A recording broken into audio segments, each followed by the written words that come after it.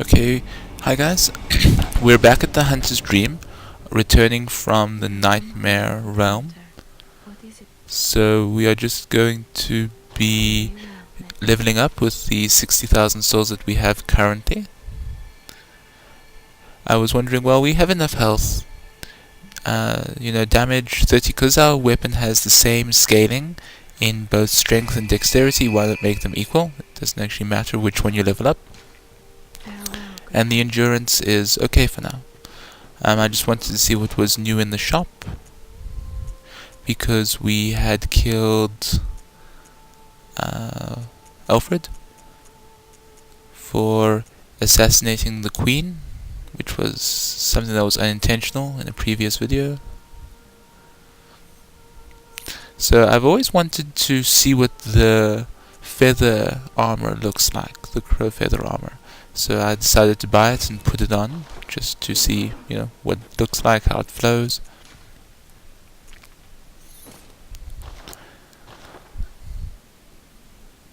So as we can see, it looks pretty cool actually, but I prefer the Canehurst set personally. It matches the sword better.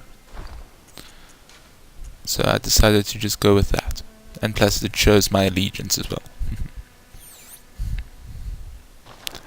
Doesn't have bad stats.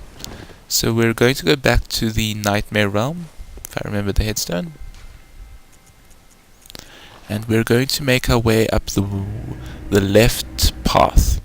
So to the right was the bridge, and to the left was a path with some guys with katanas.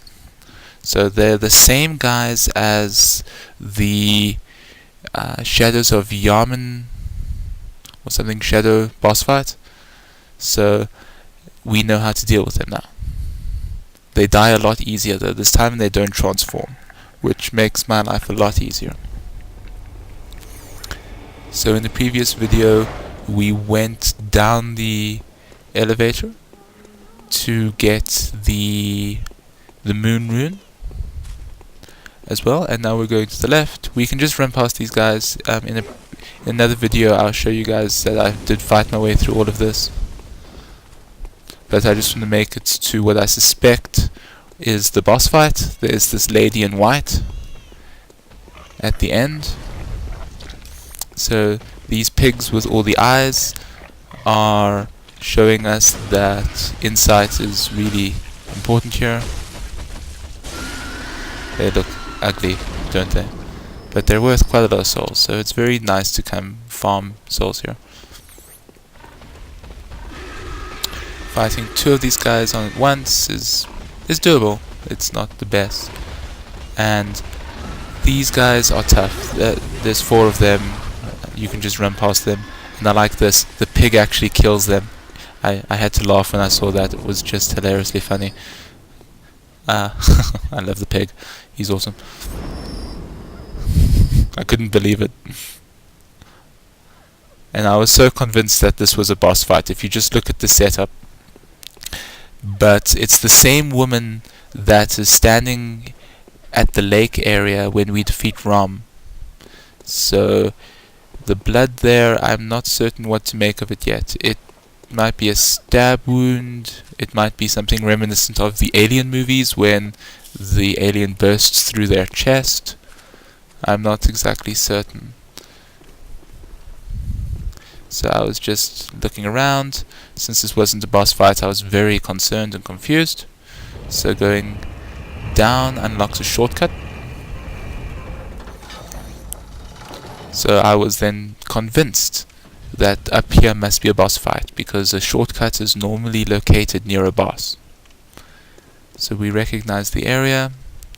This is the place on the right hand side, and that was the elevator we take down to go see the eye monster. So now I was thinking, okay, what is up? There must be something I'm missing. So the only other place we can really check is what seems to be a church. Okay, the treasure chest in the middle of nowhere. The item you get in it is Isefka's blood vial, which is very confusing. Why would they have a Seska's blood vial in the middle of nowhere here in a treasure box? It's basically a blood vial that we can only hold one of. So I was really confused. You couldn't talk to her, you couldn't interact with her. So I decided, okay, let's go see the only path we have left. There's another lift. So I was like, yes, okay, something now must be happening. The crying of the baby is getting louder, and that is not a nice way to treat your guests. They all are wearing the same headset that Menace was wearing, I think. I can't remember the guy's name. So this to me was like, okay, this must be a boss fight now. The baby carriage there, we've been looking for a baby. I was thinking, spend the 40,000 souls, or what the hell, let's go for it. Yeah, there we go. So it's like, okay, baby carriage. Then what the hell is this? Looks like it's almost wearing the crow armor. Okay, seems humanish, kind of. And all the sides. This was, oh shit.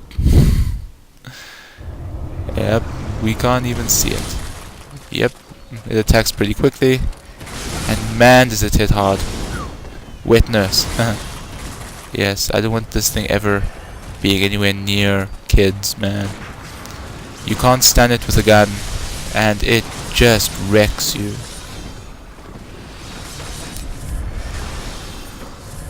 I still get chills seeing this, guys.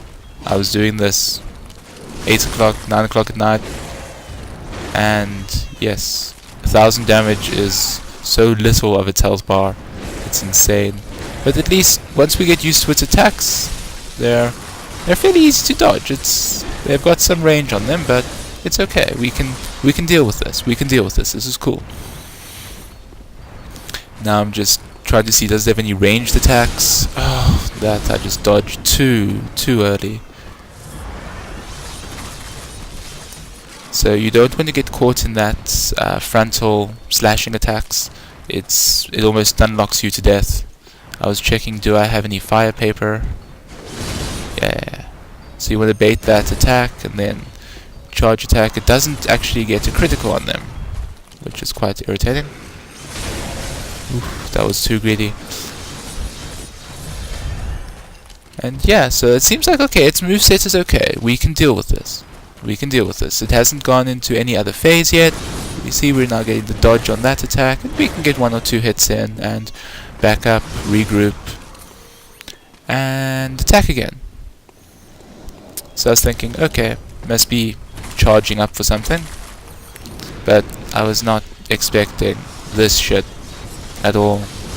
It's like, oh shit. This reminds me of one of the Dark Souls 1 fights, actually. The 3 Kings fight. So I was like, okay, we just have to attack and survive. Those things hit so hard. I was amazed, frankly, that I didn't die here. I don't know why I didn't. Luck. Just casually walking away, popping a potion. Yeah, ow, ow. But the nice thing is, it seems like when you hit these phantasms, they disappear.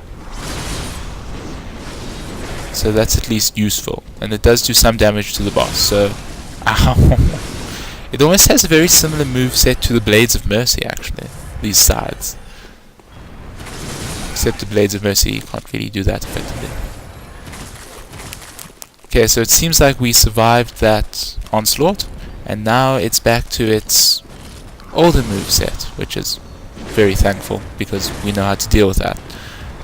And yes, I was on edge now. I was like, oh fuck, what's gonna happen now? I can't believe that caught me. And I'm surprised just how many hit points this boss has. Jesus Christ, it must have something in close to probably 20,000 hit points. But we are now confident that we can peg away at it. This disappearing thing was very disconcerting, but at least it's not giving you that purplish black smoke anymore. So this is good. After surviving that, maybe the lead elixir would be useful there, like the pyromancy was in the King's boss fight. Three Kings, I think it was called.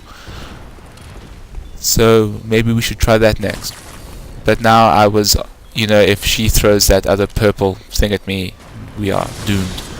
But we were like, yes, we won. Woo! That was a good feeling. I can't tell you guys.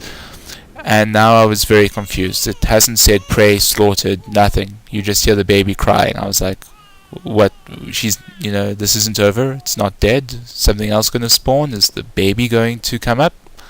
It was very confusing. I'm thinking, okay, there's nothing here in the middle. The baby was there. The fog gate's still there.